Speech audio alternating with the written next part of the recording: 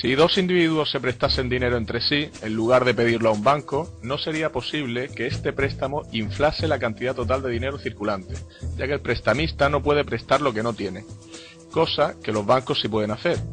Solo los bancos comerciales y las grandes empresas pueden prestar dinero que producen por el mismo hecho de prestarlo. Irving Fisher, economista, en su libro 100% Money, 1935.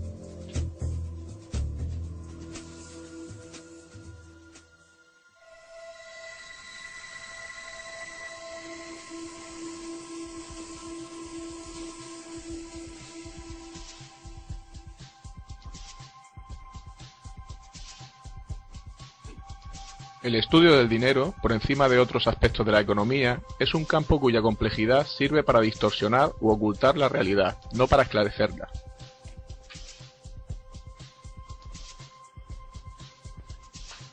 La lucha dormida, latente durante siglos y que tendrá lugar tarde o temprano, es la del pueblo contra los bancos.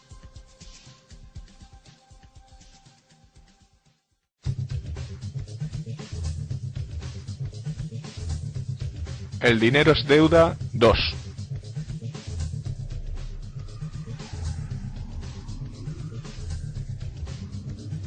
Promesas incumplidas.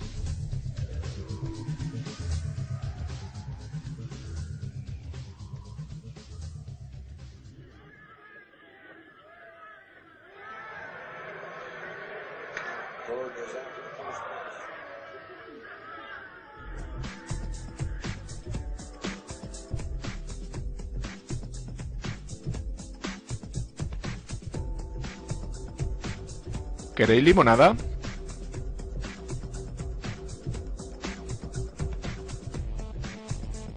Esto es por un trabajo bien hecho.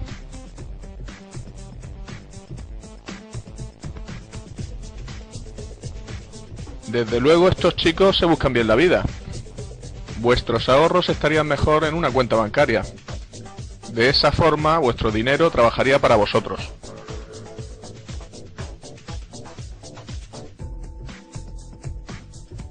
Hola, nos gustaría abrir 2 cuentas en el banco, por favor. Tenemos una cuenta en el banco como las personas mayores y podremos sacar el dinero cuando queramos. Quizás su primera experiencia al ingresar dinero en un banco fue similar a esta. Años más tarde, todavía recordará el balance de su cuenta corriente como si fuera su dinero, pero lamentablemente esto no es cierto. Si contratamos una caja de seguridad en el banco, los objetos valiosos depositados son todavía nuestros. Simplemente alquilamos espacio para almacenarlos. En lenguaje común, la palabra depósito significa guardar algo, pero su uso en el lenguaje bancario es sustancialmente distinto. El depósito bancario es en realidad un préstamo. La cantidad guardada o depositada en el banco en realidad indica lo que el banco nos debe. Registra solo la promesa del banco de pagarnos esa cantidad de dinero. Y este hecho es importante. La verdad es que desde hace tiempo nuestro dinero se ha convertido en el dinero que el banco utiliza para hacer lo que le plazca. Todo el dinero en el banco le pertenece a él, no a nosotros. Por ello, el banco nos paga intereses por los depósitos. En realidad, prestamos dinero al banco. None of it is ours. That's why the bank pays us interest. We have loaned the bank our money.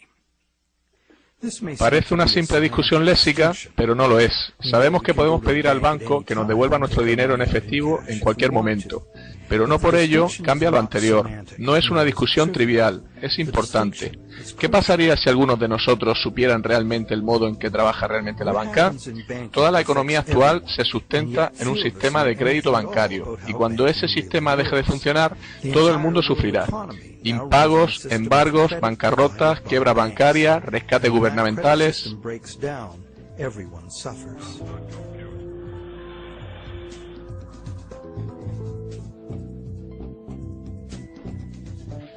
Y los expertos suelen empeorar las cosas cuando tratan de explicar las razones de las crisis económicas. Nunca se fijan en las causas últimas. Deberían empezar por decir que las monedas y billetes suponen solo entre el 1 y el 5% del dinero total en circulación. Todo el dinero que hoy tenemos fue creado en su día como capital de un préstamo bancario. Not only does this make the existence of money entirely dependent on the existence of bank credit, it makes the system as a whole bankrupt by design. Esto no solo hace que la existencia del dinero dependa de la existencia de los préstamos bancarios, sino que aboca al sistema a su bancarrota futura, ya que es imposible físicamente el pago de todas las deudas crediticias. Es por ello que el sistema bancario global camina hacia el colapso. Cada vez más gente se da cuenta de las prácticas bancarias actuales. Muchos han perdido sus casas y trabajo gracias a estos usureros modernos. Va siendo hora de que la gente entienda qué es el dinero y fuerce cambios en su modo de producirse.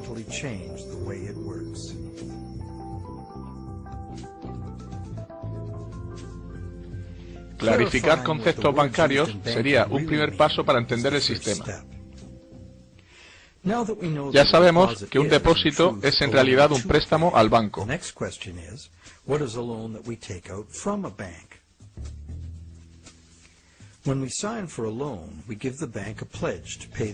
Cuando firmamos un préstamo, prometemos pagar lo prestado más un interés. A cambio de ello, el banco nos anota una cantidad en nuestra cuenta. Decimos que el banco ha puesto el dinero en nuestra cuenta. Lo único que ha hecho es hacer un apunte contable que refleja una promesa de pagarnos. Estamos hablando en realidad de un intercambio de promesas. Nadie ha dado nada al otro salvo promesas de satisfacer una deuda.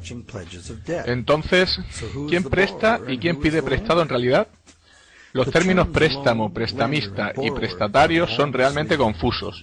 La verdad es que ambas partes realizan promesas de pagar, y en el proceso crearon algo llamado préstamo o dinero a cuenta, que puede ser legalmente utilizado como dinero. El crédito bancario puede ser gastado porque seguimos pensando que cada vez que depositamos dinero en la cuenta, esto incrementa nuestro balance en la misma cantidad. De hecho, si no ponemos algo en nuestra cuenta, estará vacía. De este modo, se asume con naturalidad que el dinero depositado en la cuenta es algo puesto allí. La cuenta es una promesa en sí misma de pagar el dinero en monedas y billetes. De hecho, una promesa siempre indica que no tenemos lo prometido. Si no es así, ¿para qué necesitaríamos prometerlo? Ahora ya sabemos que todos los apuntes bancarios son promesas de pago, y que el banco y el prestatario simplemente intercambian promesas, y que solo con teclear un ordenador, la cuenta del prestatario consigue un balance positivo, sin nadie depositando físicamente dinero real. Ahora conoces el origen de lo que llamamos préstamo bancario. La banca comercial crea dinero anotado cuando autoriza un préstamo, simplemente añadiendo dólares en sus libros de cuenta a cambio de una promesa de pago futuro del prestatario.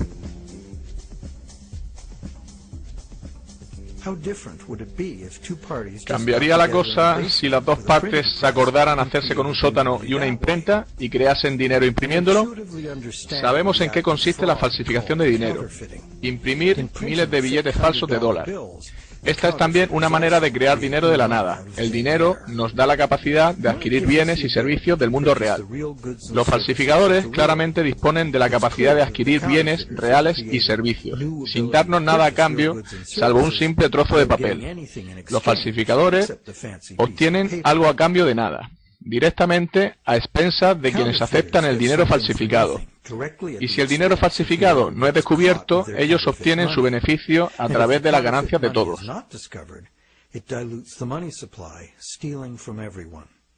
Falsificar es un delito grave y es fácil de entender por qué. Subvierte la norma social elemental: no robarás.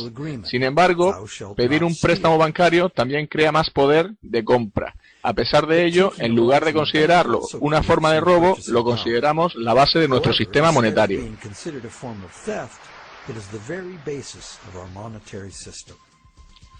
Los bancos prestan creando crédito, crean medios de pago de la nada. ¿Cómo puede llegar a ser una forma de crear dinero de la nada un crimen y la otra convertirse en una práctica económica habitual y la fuente de casi todo el dinero circulante? ¿Por qué sucede esto? Para entender cómo, necesitamos entender la historia de las leyes comerciales. Antes necesitamos entender la lógica intrínseca del proceso de préstamo.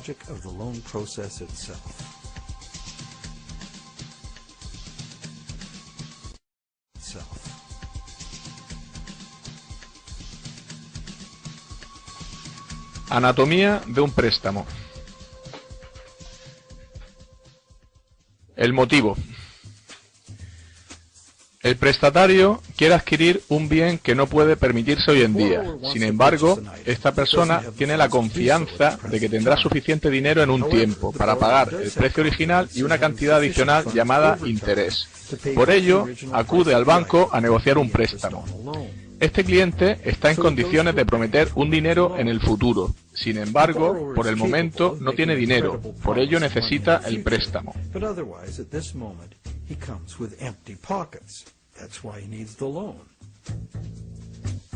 El método.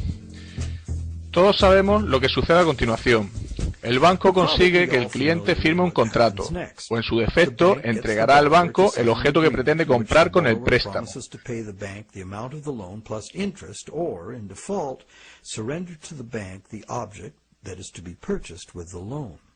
Esta operación se realiza miles de veces al día en todo el mundo. Pero existe un problema. ¿Cómo puede el cliente prometer algo que no posee todavía? Si yo quisiera pedirte un préstamo de $10.000 para un crucero por Europa, ¿podría poner como garantía el coche de mi vecino? Evidentemente no, porque no tengo derecho legal a darte el coche de mi vecino, y da igual cuánto te deba. En lugar de eso, yo prometí comprarle a mi vecino su coche con los 10.000 que me prestarías. La situación cambia. Tú puedes acordar conmigo prestarme los 10.000 creyendo que sí compro el coche, y te prometo pagarte el préstamo cuando sea legalmente mío. Sin embargo, hasta que se complete la venta, tus 10.000 no pueden estar asegurados por ningún título de propiedad sobre el coche.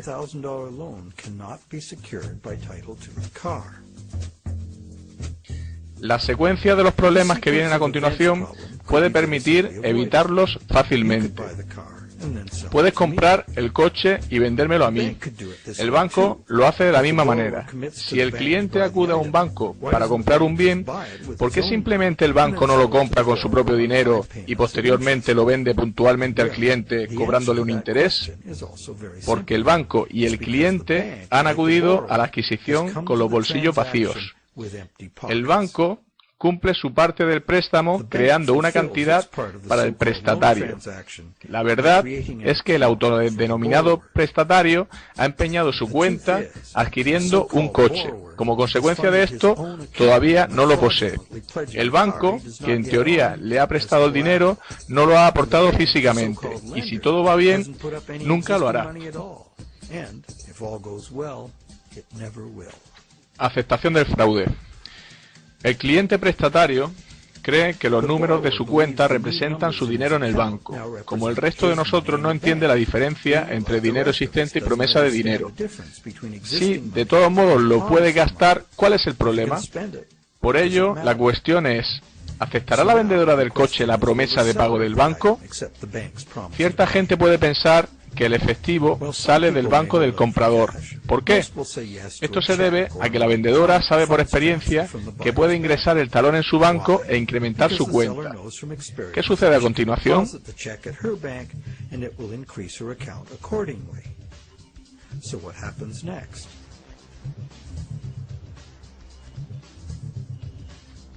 Equilibrando las promesas. Obviamente, el banco del comprador ahora debe al banco del vendedor la cantidad del préstamo. Por ello, puedes pensar que el dinero sale del depósito del banco que da el préstamo al del banco del vendedor. La promesa del cliente prestatario se ha transformado durante la transacción en una promesa de pago al banco del vendedor. Por ello, el banco del comprador debería transferir una cantidad de dinero al del vendedor, ¿cierto? Esto es cierto solo en una pequeña parte. En el largo plazo, tan pronto como el banco consiga su parte limpia de depósitos, la cantidad de dinero existente que el banco necesita para cubrir sus préstamos puede ser teóricamente igual a cero. ¿Cómo? Bien, imagina primero que la vendedora tiene su cuenta en el mismo banco que el comprador. Deposita el talón del comprador en su cuenta y el banco completa la transacción reduciendo la cuenta del comprador en la misma cantidad que incrementa la del vendedor. Como ambos apuntes son solo promesas, existe dinero real en la operación. ¿Cuál es el resultado final? El banco ha creado un préstamo para el cliente por valor de $10.000. El cliente ha comprado el coche, un objeto real, físico y tangible, y el vendedor lo ha pagado con un préstamo de $10.000. Sin embargo, un trato que implicaba $10.000 en bienes materiales reales fue satisfecho con $0 reales por parte del banco o de otra persona. Por si fuera poco, el banco retuvo esta nueva cantidad de dinero generado, además de hacerse con los intereses e incluso con el coche en caso de impago. En mi pueblo esto se llama magia.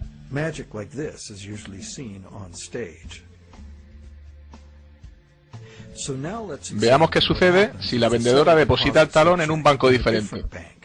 ¿Será necesario el traspaso de fondos desde el banco del comprador? Quizás, pero casi nunca por toda la cantidad. Esto se debe a que el sistema bancario funciona como un todo. Para ilustrar esta situación, añadiremos otra transacción a este escenario. Simultáneamente, el banco de la vendedora hizo un préstamo similar a una anciana, que compró un juego de altavoces para su televisor. El vendedor de la tienda de electrodomésticos ingresó su talón en el banco, de tal forma que este tercer banco hizo un préstamo similar ingresado en el banco del prestatario original. Cuando los balances fueron conformados, los bancos no se debían nada entre ellos. Aunque hubiese diferencias, serían una pequeña porción del total de crédito creado.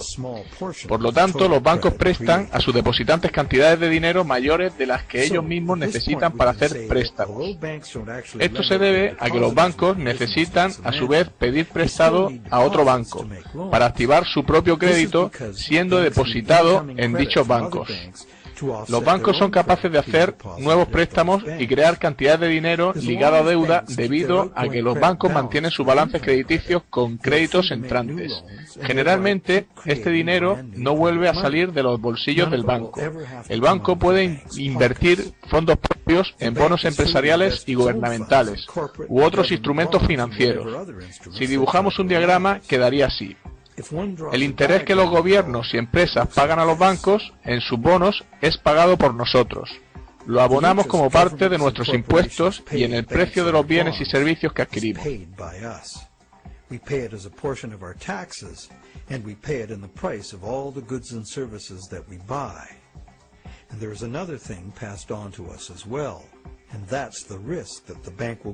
También nos sucede que el banco puede quebrar y no ser capaz de satisfacer sus promesas de pago. Ahora te preguntarás, ¿cómo puede un banco ir a la quiebra si no puso dinero en primer lugar? ¿Qué pueden perder ellos? La respuesta es que los bancos no son lo mismo que los falsificadores. A los bancos se les permite crear nuevo dinero, pero solo sirviéndose de reglas contables. Solo pueden fabricarlo anotando la deuda del prestatario como un activo. En el lado positivo está su balance, en el negativo firmado por el préstamo de su balance, o lo que los bancos llaman confianza en los depósitos creada por el banco. Cuando un cliente cae en el impago, el activo que aseguraba la transacción es embargado por el banco y vendido. En un mercado a la baja es muy común que el nuevo valor del bien no cubra el valor del dinero que el banco prestó, ya que éste se basaba en un valor previo superior. Esto debe mostrarse como una pérdida en los libros contables. Cuando los embargos suben y el mercado inmobiliario colapsa, el valor de los bancos se evapora de forma colateral, a medida que las casas bajan de precio, exponiendo al banco a enormes pérdidas. En verdad, solo se trataba de números creados de la nada, pero los bancos deben actuar conforme a dictados de esos números, y las consecuencias de que un banco vaya mal pueden incluir parálisis económica, desintegración social, caos financiero total, hambre y guerra. Quienes viven de los números pueden también morir a causa de ellos. Es terrible pensar en cómo una calculadora puede escribir un epitafio.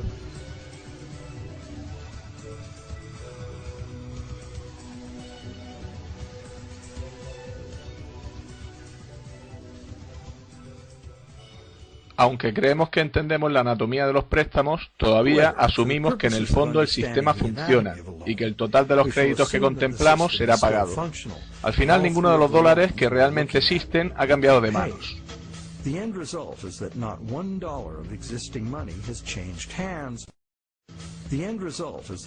Pero 30.000 nuevos dólares de dinero crediticio fue creado y gastado, y cada uno de los 3 bancos consiguieron intereses por valor de 10.000 dólares.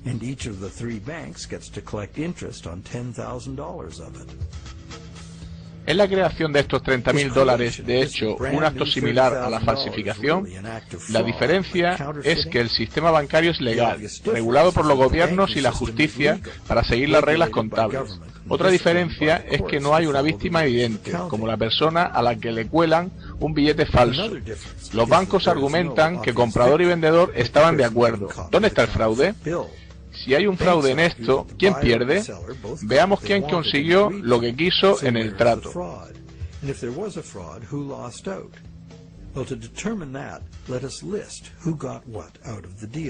El que pide prestado consigue el bien que desea en términos que está dispuesto a aceptar.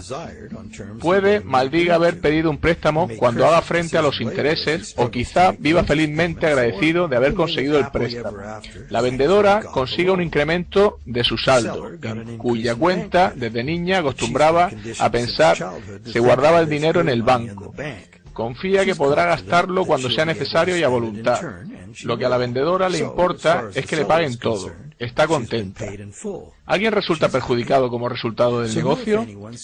¿Hemos contemplado todas las partes en esta transacción? También está el banco, que consigue recaudar intereses gracias a su promesa de pagar. Ese es el negocio y así se suele hacer. ¿Alguno más? ¿De dónde sale el coche? Es un objeto tangible, real. Son necesarios recursos, energía y trabajo para producirlo. Si en este trato consideramos a la sociedad como una tercera parte y el mundo real y natural de donde todas las cosas provienen, porque el nuevo dinero creado en la transacción no quedará aquí, fluirá a la circulación general al mundo real. En último lugar, es el mundo real el que recibe ese dinero y del que sale el coche. Este nuevo dinero podría estimular nuevas producciones, incrementando temporalmente la economía y haciendo a la gente feliz. Frecuentemente así sucede.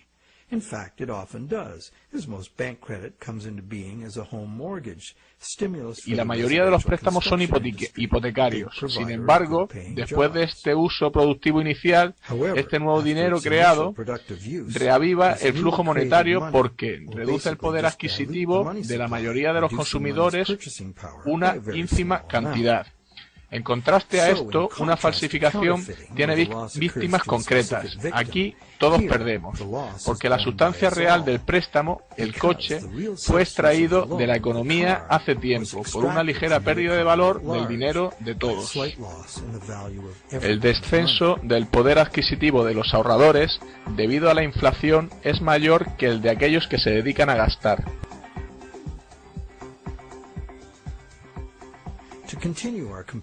Siguiendo con la comparación entre falsificación y préstamo bancario, nos encontramos que la primera es generalmente detectada y el dinero puesto fuera de la circulación, causando una pérdida directa a quien lo aceptó.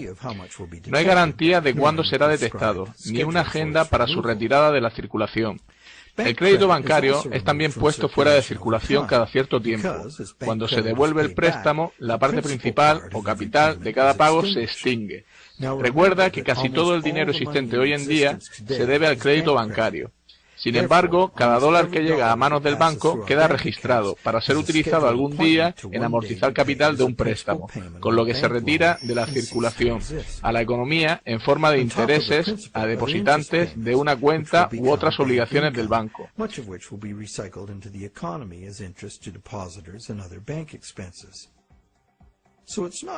No parece claro que eso sea falsificar dinero.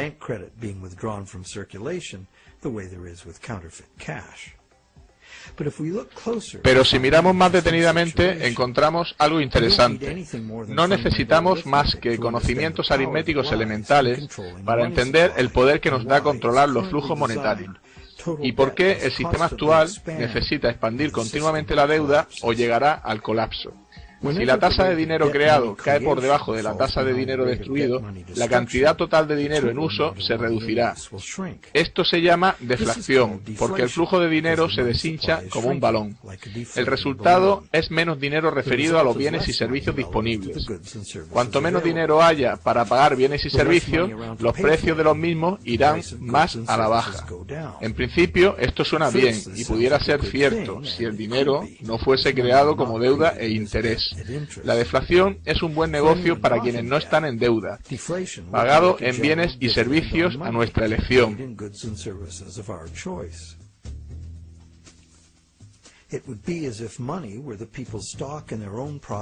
Esto sería correcto si el dinero estuviera en manos de la gente, las empresas, el país. La gente no pediría aumento de salarios. Si un país fuera globalmente más productivo, sin embargo, todo el mundo saldría ganando automáticamente porque su dinero valdría más. Sin embargo, este no es el efecto que la deflación tiene en un sistema, donde el dinero se origina en forma de deuda o interés. Más del 95% del dinero actual deriva de la deuda a los bancos. Como hemos visto, la parte principal o capital del mismo es la creada, no el interés. En el lapso de tiempo entre la creación del dinero y su devolución, y mientras devolvemos los intereses al banco, la mayoría de nosotros puede mantener parte de sus pagos mientras el flujo monetario se incremente. Sin embargo, si el flujo monetario o la deuda total desciende, el dinero es más difícil de ganar debido a su escasez, y los pagos fijos son más difíciles de satisfacer. Para aquellos que están endeudados, las restricciones en el dinero en circulación pueden ser catastróficas.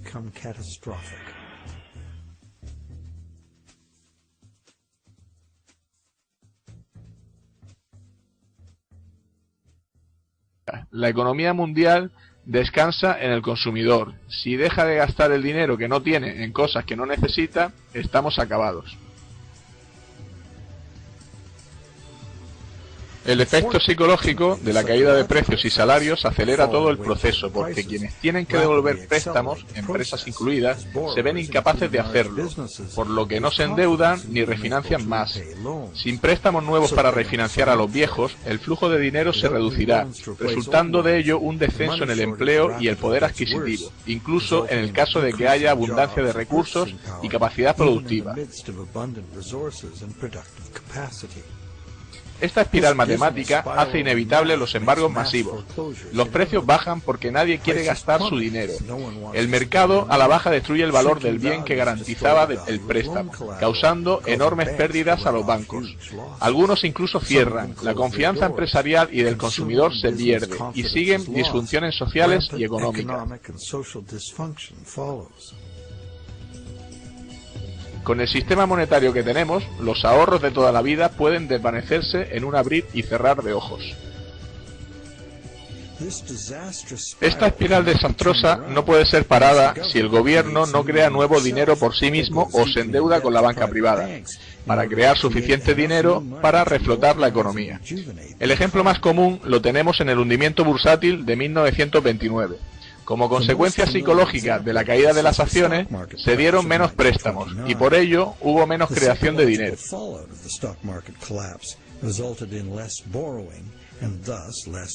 La Reserva Federal no hizo nada para evitar la deflación y en 1932 el flujo de dinero se había reducido a un tercio.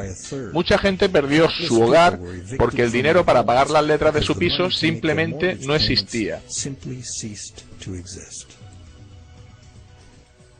En 1932, Franklin Delano Roosevelt llegó a la presidencia de Estados Unidos. Su New Deal se basó en recuperar la economía restaurando el flujo monetario. Para contrarrestar las restricciones monetarias, pidió préstamos a la banca privada. Las fábricas comenzaron a contratar, pero solo cuando la guerra llegó se dieron cuenta de que serían necesarios trabajos e inversiones económicas fuertes para ganarla. Paradójicamente, fue el dinero gastado en la Segunda Guerra Mundial el que terminó con la Gran Depresión. La guerra también causó 50 millones de muertos y condujo a un frágil equilibrio de poder internacional, a una carrera armamentística y devastadoras transformaciones sociales y tecnológicas.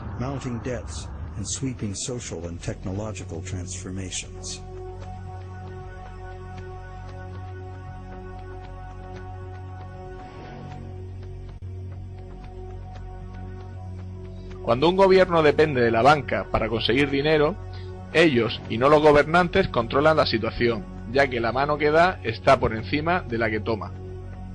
El dinero no tiene patria, los hombres de finanzas no tienen patria ni decencia, su único objetivo es la ganancia.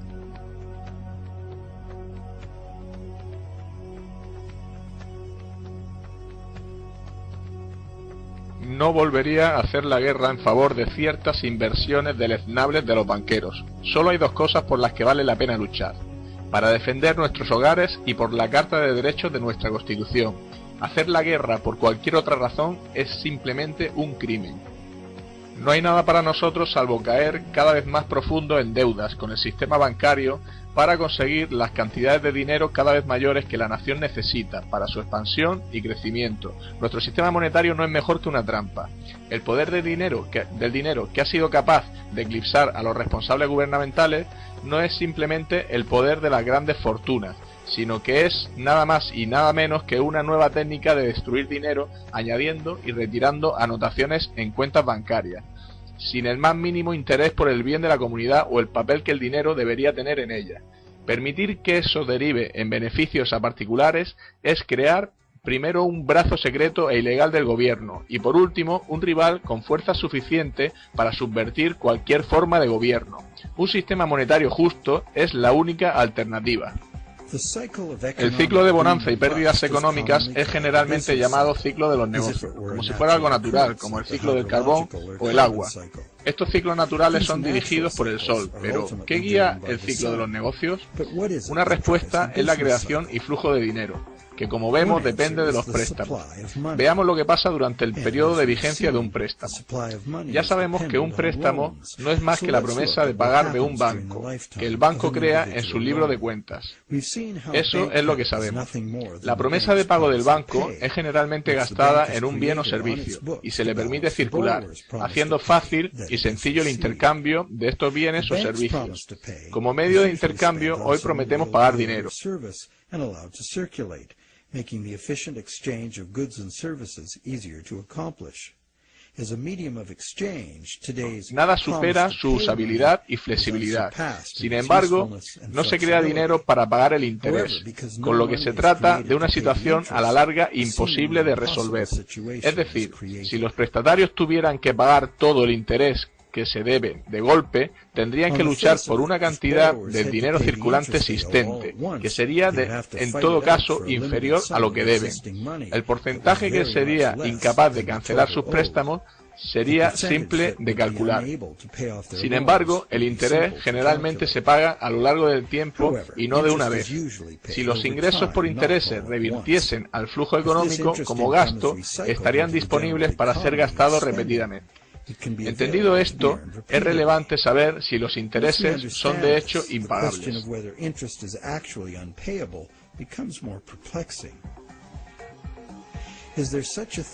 ¿Existe algún sistema sostenible de préstamo que no produzca impagos de forma estructural? En la Edad Media, la usura, entendida como préstamo con interés o cualquier otra forma no productiva de ganar dinero mediante el dinero, era considerada pecado. Aunque la justificación era moral, la razón era práctica. En un sistema monetario fijo basado en la extracción de oro, cualquiera que sistemáticamente prestase su dinero con interés, pronto acapararía todo el dinero. Esto fue una de las grandes causas de la caída de Roma. Especuladores privados acapararon el oro, forzando al gobierno a acuñar nuevas monedas, hechas de otros metales en lugar del oro. La moneda basada en otro patrón metal provocó falta de confianza entre la población y el sistema colapsó. Aprendieron la lección. La Iglesia Católica durante 1000 años declaró pecado el cobro de intereses en un préstamo, castigado con la excomunión. En algunos países la pena por usura era la muerte. ¿Es realmente un pecado el cobro con interés? Hoy parece razonable cobrar por el uso del dinero, pero hay un problema simple e inevitable en ello.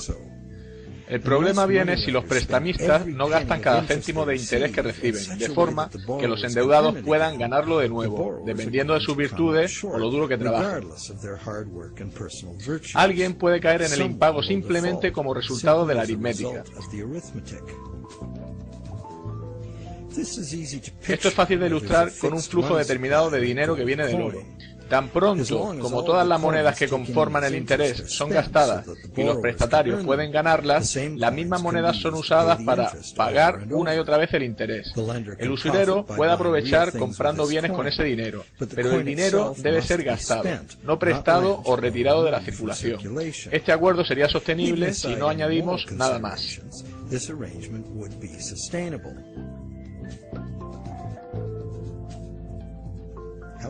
Sin embargo, si las monedas que eran parte del interés son represtadas como interés, son eliminadas de la circulación o guardadas, va a existir una falta de circulación de moneda para pagar las deudas. Esta situación no tiene grandes diferencias con nuestro sistema de deuda actual. Como hemos visto, cada dólar creado hoy día proviene de una deuda. Después será cancelado por un pago por el valor principal del préstamo con el que se creó. Por esto, dos cosas son necesarias para los que suscriben préstamos, si quieren ser capaces de pagar la cantidad inicial más los intereses. El dinero principal o capital del préstamo debe estar disponible para ser ganado por quien lo ha pedido, para que pueda hacer el pago principal que exige ese dinero.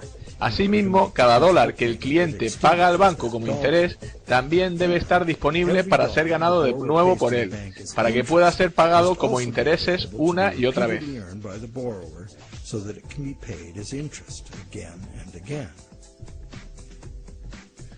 Hay un dicho que ha ganado popularidad acerca de los préstamos, y es que como los bancos gastan el rendimiento de las operaciones en interés para depositarios y en forma de dividendo para sus accionistas, en realidad existe suficiente dinero libre en circulación para realizar todos los pagos.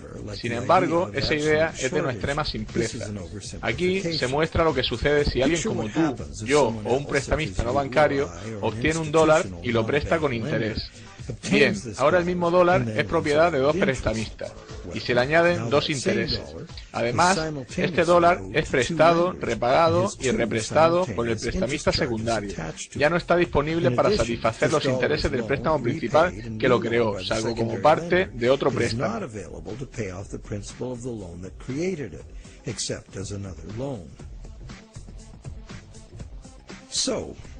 Entonces, ¿podemos pedir prestado a Peter para pagar a Paul y a la inversa? Esto se pone interesante. Sí podemos. Sin embargo, cada vez que hay un préstamo hay que añadir un interés que también ha de ser satisfecho. Si es posible ganar estas cantidades de interés, todos los pagos serán realizados. En esto basa muchos economistas y defensores del modelo actual. Arguyen que no puede haber una escasez de dinero y que los pagos pueden realizarse. Pero se trata de un axioma falso. Por ejemplo, si prestamistas secundarios consiguen cantidades de este dinero, el dinero será prestado una y otra vez, de forma perpetua, siempre con interés. Cada vez se añadirá una cantidad que será imposible de pagar. Esa es la razón por la que cada interés se carga en el sistema como un todo. It stands to reason that for each added interest charge in the system as a whole, something extra is demanded. Algo extra del sistema en su conjunto sería necesario para que fueran pagables. Esto afecta tanto a productores, gobiernos y consumidores. La competición para vender más necesita bajar los precios para conseguir mayores ventas y nos lleva a la superproducción y saturación del mercado. Como consecuencia, puede crecer el desempleo, cerrar factorías y haber bancarrotas.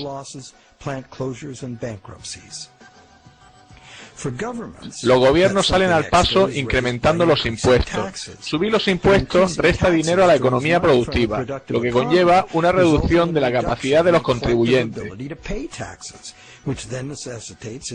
Cuando lo necesitan los gobiernos piden préstamos y afrontar en el largo plazo más intereses. Los consumidores pueden obtener ingresos extras pluriempleándose, pidiendo préstamos para pagar deudas pasadas o dejando de pagar durante periodos prolongados de tiempo. La competencia para conseguir un trabajo mueve a la baja los salarios durante largo tiempo, añade cantidades enormes a la cantidad de intereses que se debe. Y pedir prestado para cancelar deuda es como querer cerrar un agujero cavando. Es la situación en la que nos encontramos ahora. Los productores no pueden vender más porque los consumidores no pueden permitirse comprar. Los gobiernos creen que bajar los impuestos estimula el consumo, compensando de esta forma los escasos ingresos de los consumidores, que compiten por un mismo puesto de trabajo. Sin embargo, cualquier incremento global en la cantidad de intereses lastra el sistema monetario, provocando escasez de dinero dentro del mismo. Esto se debe a que la economía productiva real debe limitarse a la disponibilidad de los recursos naturales. La economía productiva sirve a las necesidades actuales, no a las demandas artificiales de la economía financiera, que tiene una sed ilimitada en beneficios y que trabaja obviando las limitaciones físicas del mundo real.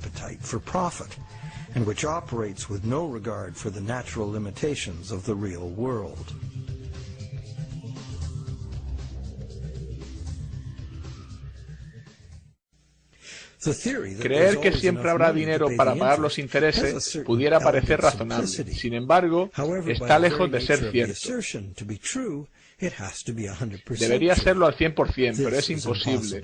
Por un lado, existen muchos prestamistas secundarios que no son bancos y añaden sus tipos de interés al dinero que ya está cargado con él.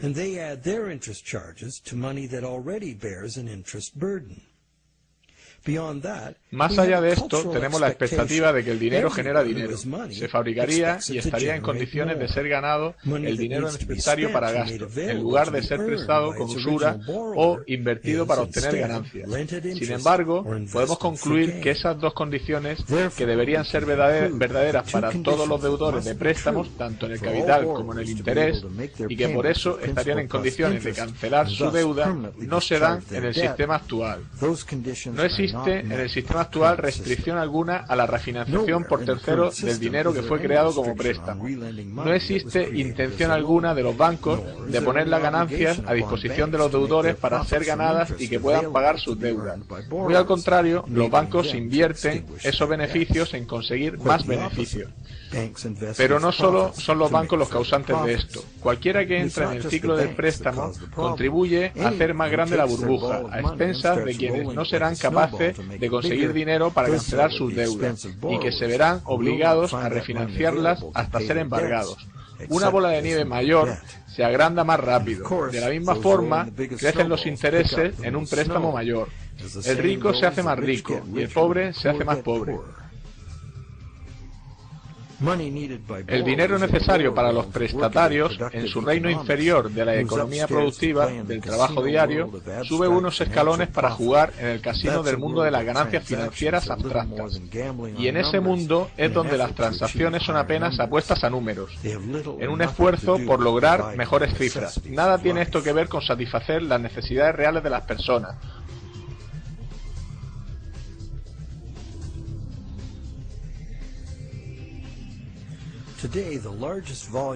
Hoy la mayor cantidad de dinero está cambiando de manos, como si de un juego de azar se tratara.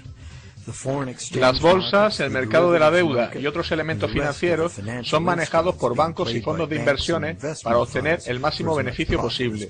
El volumen del comercio en los mercados de divisas extranjeros en una sola semana sobrepasa el volumen total del comercio mundial de bienes reales en un año. El dinero está continuamente manejado por especuladores, buscando beneficios en las fluctuaciones monetarias que existen solo en la economía de casino en que se mueven. ¿Y en qué medida es impagable el monto de intereses de la deuda de hoy? Solo podríamos saberlo con certeza juntando todo el dinero del mundo. Con 6.000 millones de personas ganando, gastando y pidiendo y dándose préstamos, los flujos monetarios internacionales son casi tan complejos como las corrientes oceánicas. Son impredecibles. Pero la dirección es bastante clara y simple. La misma vieja historia. Los ricos están incrementando más y más sus apuestas en la economía, en donde sus clientes prestamistas no tienen apenas oportunidad de lograrlo. La única posibilidad de subsistencia del sistema es crear más dinero, y como el dinero se crea como deuda, la única manera de sostener el sistema es crear más deuda de forma que sea, incluyendo créditos para clientes poco fiables, para gastos enormes de defensa y seguridad estatales y rescates a bancos.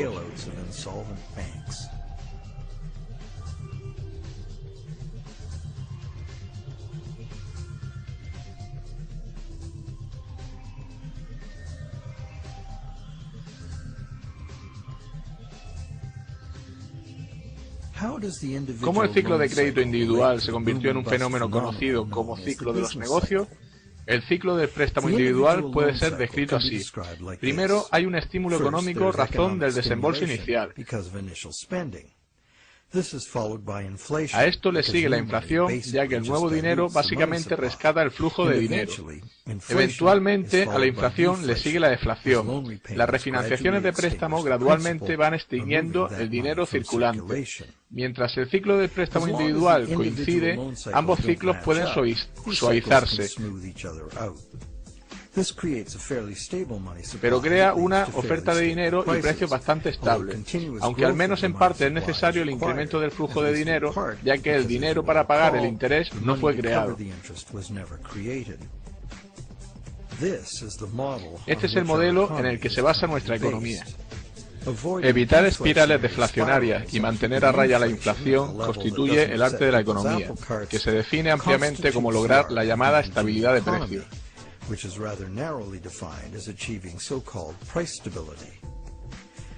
Sin embargo, si echamos un vistazo al poder adquisitivo del dólar a lo largo del siglo pasado, instantáneamente se revela lo que significa la estabilidad de precios en bienes reales. El dólar ha perdido casi todo su valor, un 96%, y lo sigue haciendo en la actualidad. No estamos logrando la estabilidad de precios. Claramente se necesita estudiar psicología para entender la naturaleza humana.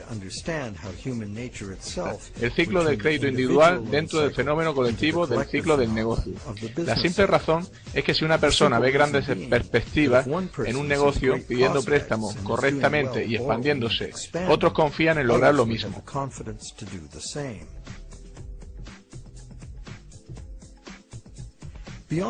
Más allá del efecto psicológico, si un negocio se basa en la expansión del crédito, sus proveedores y distribuidores necesitan hacerlo también, o perderán el negocio en favor de alguien que lo haga.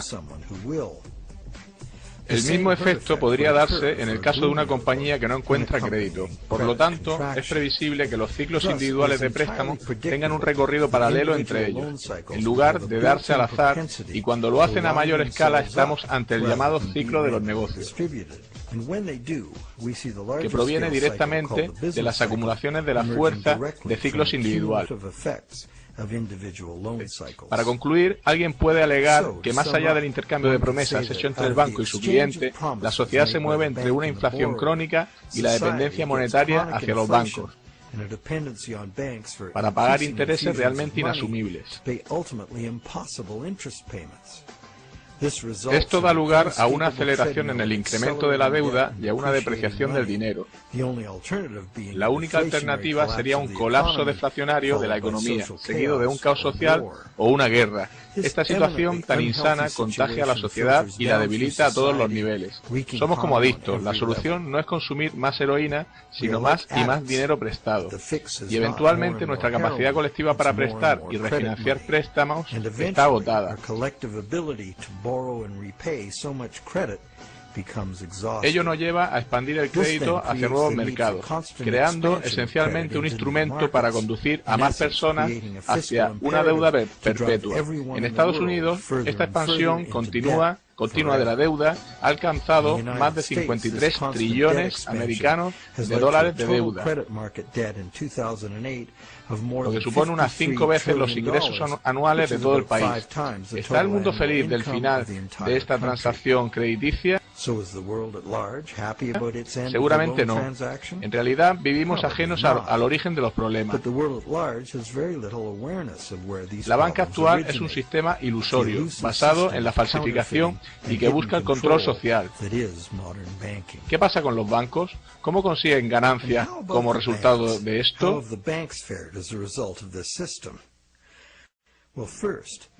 En primer lugar, solamente poniendo una pequeña fracción del dinero que prestan, los bancos han conseguido un gran flujo de ingresos derivados de los intereses crediticios. En segundo lugar, usando su poder crediticio para comprar grandes cantidades de bonos gubernamentales y empresariales, y de esta forma controlan los gobiernos y la industria. En tercer lugar, manejando los impagos y embargos, como vemos inevitable. El banco gana la propiedad legal de bienes tangibles reales.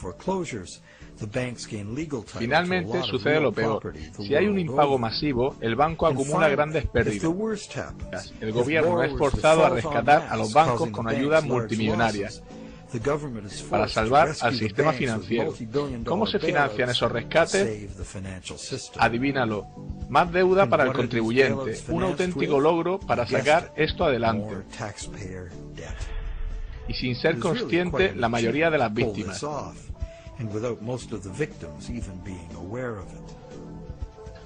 Si estás pensando que debería haber una ley, en realidad hay un conjunto de ellas que legaliza esto. ¿Cómo un sistema como este llega a convertirse en ley? Volvamos a Inglaterra a mediados del siglo XVII para contestar. Cuando el saqueo se convierte en una forma de vida para un grupo de hombres que viven juntos en la sociedad, en poco tiempo ellos mismos crean un marco legal que lo autoriza y un código moral que lo glorifica.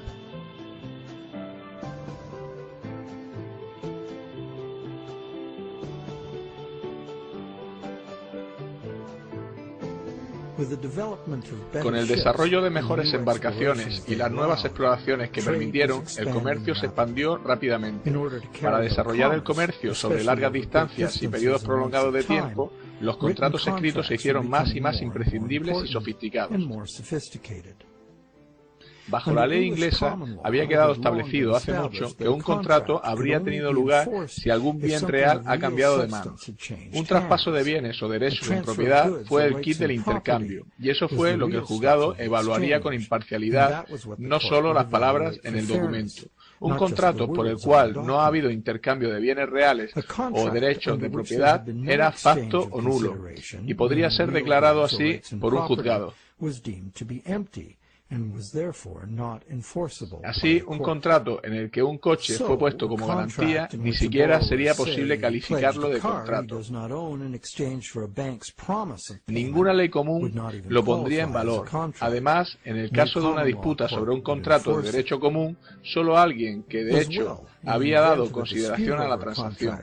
En otras palabras, solo aquel que envió los bienes tenía el derecho a pedir ante un tribunal para satisfacer el contrato por la otra parte. Este derecho no era transferible a un tercero.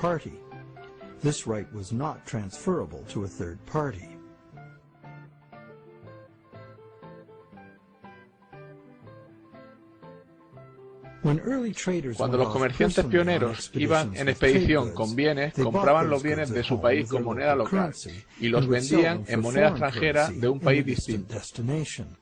Con este dinero compraban bienes locales en ese país y los traían de vuelta al suyo para venderlos en la moneda local. Bastante sencillo. A medida que el comercio se sofisticó, los comerciantes se hicieron sedentarios. Simplemente contrataban barcos para realizar envíos. Esto dio a los comerciantes la libertad de importar mercancías de diferentes países, a los que ellos exportaban mercadería de su país. Sin embargo, sobrevino un problema. Los bienes exportados habían sido pagados con moneda extranjera, cuyo valor necesitaba ser gastado en algún lugar. Mover dinero en moneda conllevaba un enorme riesgo de robo, así como la pérdida de cierto valor en su conversión en un país diferente.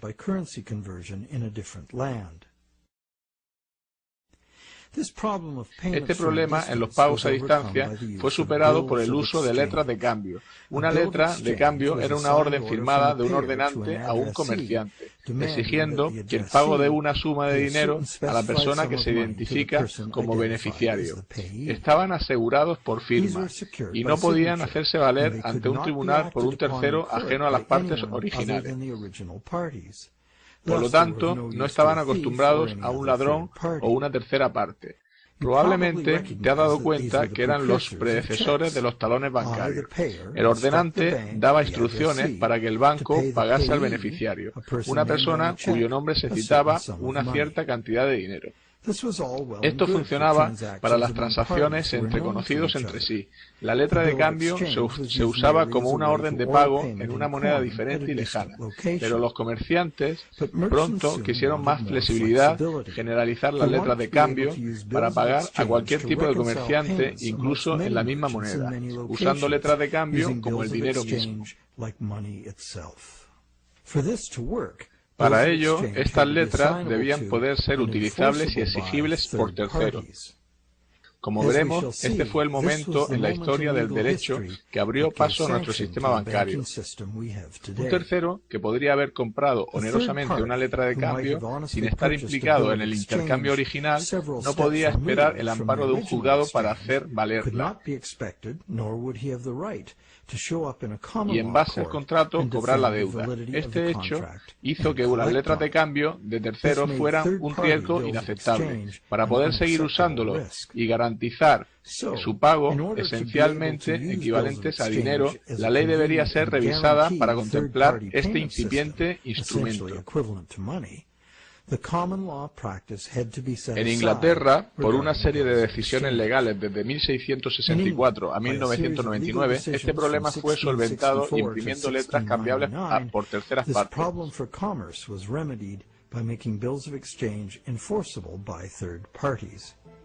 Si un tercero había comprado una letra a título oneroso y de buena fe, sin haber razón para sospechar fraude por parte del que se lo vendió, entonces esta letra automáticamente era vigente ante los tribunales por parte del signatario.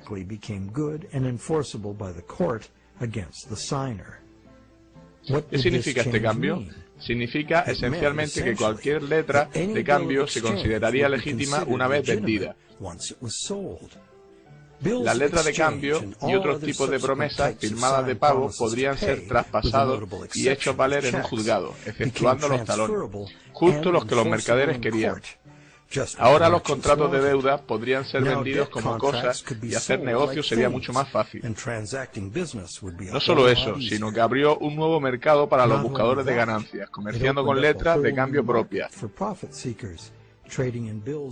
El mercado de la deuda había nacido.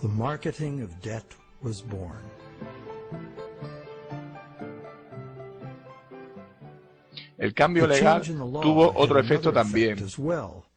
Ahora era posible engañar y forzar a una persona a firmar una promesa jurídicamente vinculante para pagar, y luego, si esa promesa era adquirida por terceros de buena fe, podía ser esgrimida ante el signatario en un tribunal. En última instancia, esto se convirtió en uno de los principios rectores del Código Comercial uniforme, que rige los negocios en Estados Unidos y por extensión en el resto del mundo. Los sistemas monetario y tributario por completo están regidos por este código. Si compramos un portátil robado en la calle, somos culpables por ello. No importa si el dinero es nuestro y no sabemos que es robado. El juzgado retornará los bienes a su propietario original. Perdemos nuestro dinero como compradores, seamos o no inocentes. Incluso podemos ser acusados de delito. Pero si firmamos un contrato de préstamo y le damos un valor real en bienes fiduciarios, no importa que el contrato de préstamo haya sido alumbrado de forma fraudulenta. Quienes quiera que lo firmaron deben pagarlo según las leyes comerciales, y los juzgados darán vigor a la obligación. Hoy los contratos de deuda pueden darse en múltiples formas, incluyendo préstamos especiales e hipotecas.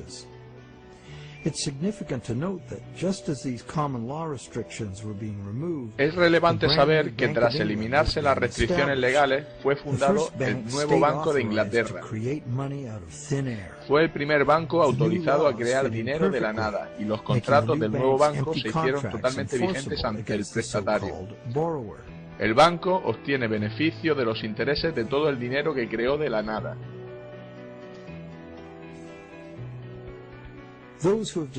Aquellos que hayan descubierto la verdadera naturaleza de nuestros préstamos bancarios y hayan intentado retar sus contratos de deuda en el juzgado moderno, habrán descubierto que estos contratos son una salvaguarda enorme del dinero como deuda. El banco debería haber vendido el contrato de préstamo original a una tercera parte por el valor, y aunque ese tercero es a menudo solo una empresa hermana del banco, todo lo que importa al juez es quién tiene el documento, qué pone y por quién está firmado.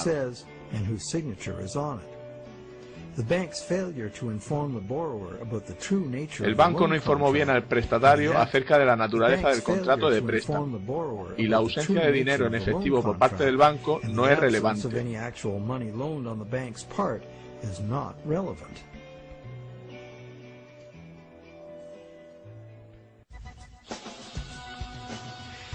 Y para concluir nuestra investigación, parece que las prácticas de la banca moderna descansan en diferentes violaciones de las leyes y el sentido común, así como de la justicia natural.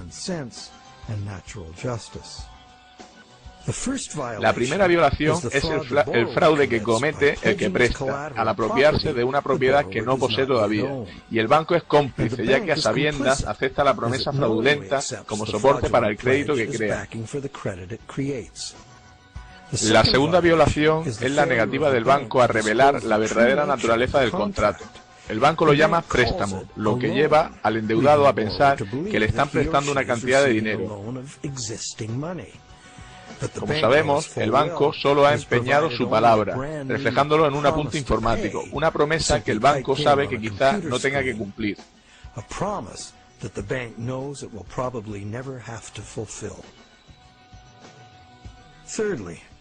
En tercer lugar, el contrato de préstamo debería ser inválido, porque los contratos imposibles son legalmente inválidos. El banco está creando un contrato imposible de cumplir, porque las condiciones requeridas para garantizar el pago del principal, más los intereses, no se cumplen, a menos que el sistema de reciclaje retorne el 100% del capital e intereses. Claramente no se cumple.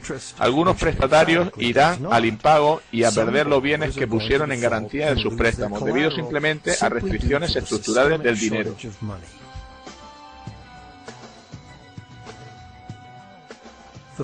La cuarta violación es la de la ley natural por el derecho contractual, la que confiere legitimación automática a cualquier contrato si el mismo es vendido a terceros por un valor considerable. Alguien que no posee algo no puede darlo mejor que quien sí lo posee.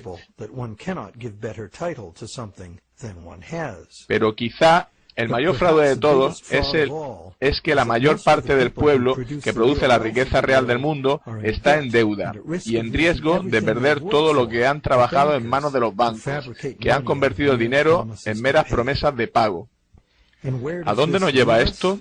Somos rehenes de una economía que crece cada día más rápido. Para mantener el sistema es necesario un flujo monetario.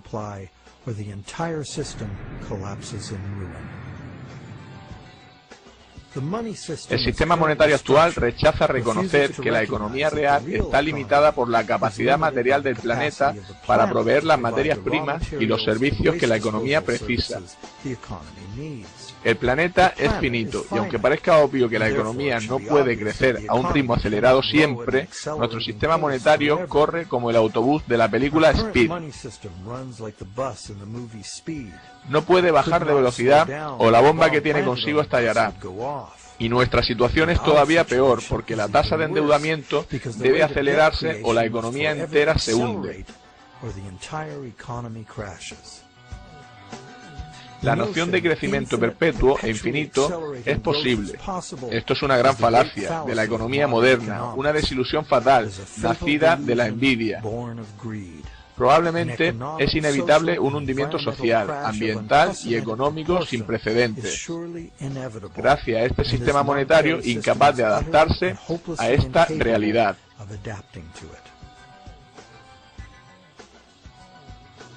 El sistema monetario necesita ser reconstruido desde el mismo suelo.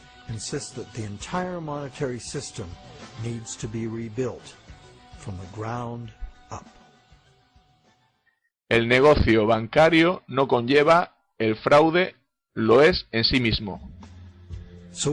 ¿Y cuál es la solución? Mucha gente sugiere volver al patrón oro como referencia de las emisiones de moneda. Argumentan que el oro es la verdadera moneda, con un valor inherente. El principio subyacente aquí es que el dinero es valioso debido a su escasez, del mismo modo que el oro es escaso. La norma general dice que aquellos que sostienen esta visión creen que el dinero debería existir independientemente del gobierno. Hay otra escuela de pensamiento diametralmente opuesta, que piensa que la creación del dinero debería ser monopolio del gobierno. El gobierno, que representa al pueblo, debería gastar el dinero pensando en el interés público, por lo tanto con respaldo de la moneda, y simplemente gastar el dinero que se tiene. El gobierno nunca necesitaría endeudarse o pagar intereses. Si los gobiernos gastasen sin límite, la moneda perdería valor y para prevenir la inflación, la moneda necesitaría ser eliminada. Se podría garantizar usando varios impuestos y tasas. Los gastos gubernamentales serían, sin embargo, interdependientes unos de otros en perfecto equilibrio. Sin embargo, el objetivo de los impuestos sería la estabilidad de precios, ya que el gobierno no necesitaría ingresos por impuestos para operar de forma ordinaria. A lo largo de los siglos se ha usado sistemas de crédito gubernamental y de patrón oro. El patrón oro prevaleció a lo largo del siglo XX. Esto no se debió a que no funcionase el dinero como préstamo del gobierno. Lo hizo en el país donde fue aceptado en el pago de impuestos. Pero hasta la invención del intercambio de moneda moderno, el comercio internacional se realizaba con oro. Además, el hombre ha tenido una fascinación sobrenatural por el oro durante siglos. Durante milenios hemos pensado que el dinero en términos de una riqueza portable e inherente, como las monedas de oro. Sin embargo, no es la única manera de pensar en el dinero. Tampoco en la era del dinero que huye, esto ha dejado de ser exacto. El dinero es, en su raíz, una idea que el hombre inventó para transformar sistemas tribales en complejas civilizaciones. Gracias en parte a su desarrollo, fue posible la especialización del trabajo y el intercambio indirecto de bienes y servicios.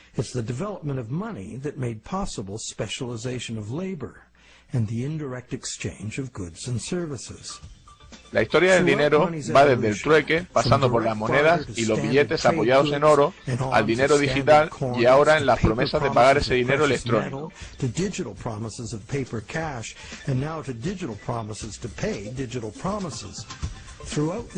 En esta evolución prevalece la idea de lograr mayor flexibilidad y seguridad en su uso, y la existencia de garantías seguras de pago, en lugar de usar el dinero mismo. El problema con la promesa de pagar es que siempre da una oportunidad de oro para el engaño. Crear más promesas es una forma de incumplirlas en el largo plazo. Existe una manera de garantizar el intercambio de dinero más seguro que las promesas de pagar de nuestro sistema. Aquí lo tenemos. La existencia del dinero digital seguro es hoy una posibilidad debido a las tecnologías de encriptado. Una hipótesis sería tener un número de serie asignado a cada billete físico en papel.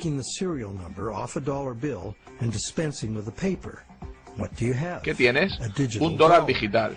Un dólar digital que puede ser transferido a cualquier parte del mundo por ordenador, de forma fácil y seguro como promesa de pago. Pero, y este es un gran pero, el dinero digital, aun siendo electrónico, es tan bien como el metálico. No puede estar en dos lugares a la vez. Por ello, la multiplicación de promesas puede ser prevenida insistiendo en el pago, ya sea en moneda, papel o de forma digital. No necesitamos mantener este dinero digital en un banco, ya que es de por sí seguro y puede ser transferido por Internet. Como dinero transferible, de forma instantánea, podría incorporar funciones inteligentes imposibles para otros tipos de monedas. Por ejemplo, calcular su propio valor mediante una fórmula matemática, eliminando la especulación, manipulación o errores humanos, por ejemplo.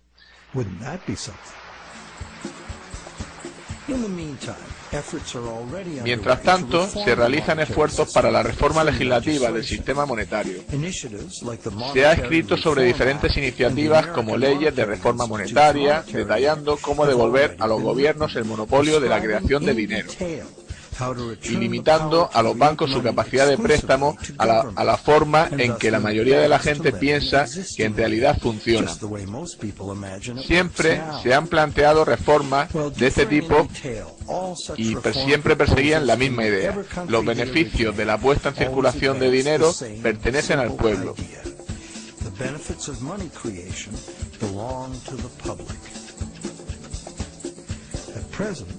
Hoy el dinero no es creado en beneficio de la sociedad, sino en beneficio de los bancos privados.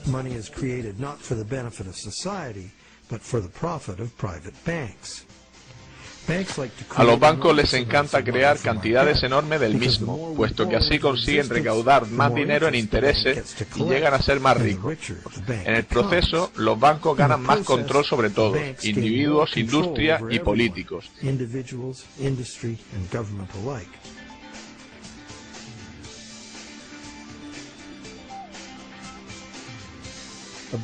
El dinero abundante conduce a burbujas especulativas que frecuentemente hace a quienes están dentro del sistema más ricos. Estas burbujas inevitablemente explotan por cada petición de interés impagable. Hay muchos perdedores, gobiernos incluidos, que además de verse cargados con la crisis y deudas enormes, deben aumentar los impuestos para rescatar a los bancos, que son parte del problema. De otra manera, el sistema se hundiría.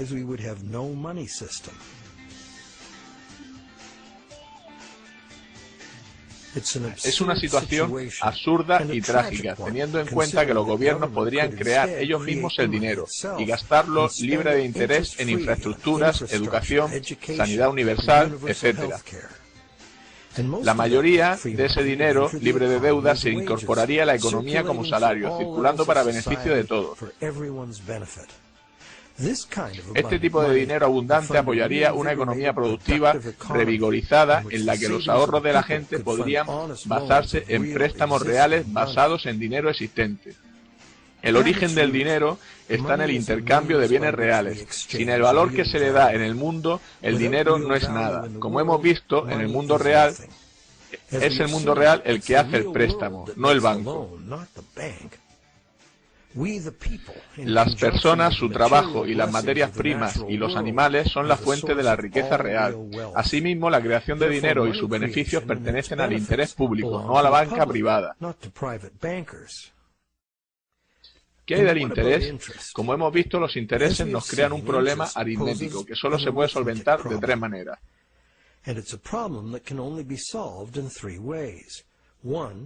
Impagos y embargos, deuda perpetua del suministro monetario o la única solución preferible, un reciclaje al sistema del 100% del interés como en forma de gasto de los prestatarios. Pero este reciclaje solo puede ser cumplido nacionalizando la industria bancaria en bien del interés público. Por ejemplo, las ganancias de esta banca pública serían pagadas a todos los ciudadanos como dividendo, o se emplearían en inversiones gubernamentales en lugar de recurrir a impuestos, como se hizo en la Pensilvania colonial. Es una manera diferente en que se podría organizar el sistema monetario. Siempre ha habido alternativas y ahora también.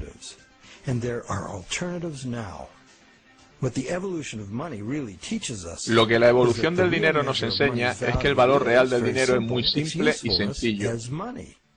Hay diversas manenas de crear dinero útil. Por ejemplo, el dinero puede ser simplemente una promesa privada de pago, una promesa del dueño de un bien o servicio, como el intercambio de tiempo o el sistema LED. Miles de estas unidades de cambio existen ya, en círculos de confianza. Sus miembros pueden presumir del honor de darse crédito a ellos mismos. Dichas monedas podrían ser un salvavidas a pequeña escala para un eventual colapso del sistema bancario convencional. Cuando el dinero escasea, o por el contrario hay hiperinflación, una unidad de cambio propia basada en el trabajo puede sostener la economía local. ¿Son propuestas radicales? ¿Qué opinas? Existen retos sin parangón ante nosotros. Jamás el crecimiento exponencial nos permitirá sostener una deuda monumental, que debe incrementarse para prevenir el derrumbe del sistema cual castillo de naipes. Afrontaremos incrementos en la desigualdad en el acceso a la sanidad, la deuda, que es ya asfixiante, las quiebras bancarias y catástrofes sociales y medioambientales. Si no cambiamos radicalmente el curso, debemos transformar nuestro sistema monetario para adaptarnos al futuro. En primer lugar, necesitamos estudiar diseños monetarios que se puedan adaptar a un retroceso económico profundo, sin inducir a embargos y bancarrotas masivas.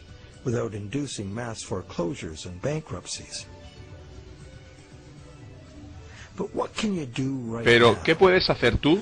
Existen personas y organizaciones que cuestionan el sistema monetario actual debido a sus problemas y a su manifiesta injusticia. Puedes ingresar en ellas y presionar en favor de los cambios necesarios. Puedes hablar con tus amigos. La crisis financiera es un momento de aprender.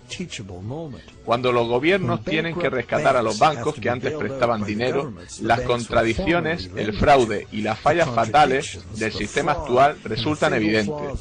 Las soluciones también están ahí si miramos detenidamente. No podemos permitirnos hacer ajustes al sistema actual, puesto que no lo salvarán. Son necesarios cambios radicales, buscando el bien de todos, no el beneficio y control de unos pocos. Debemos dejar atrás nuestras percepciones erróneas y desenfocadas para hacer esos cambios, afrontar el reto de una transformación completa. La realidad está ahí.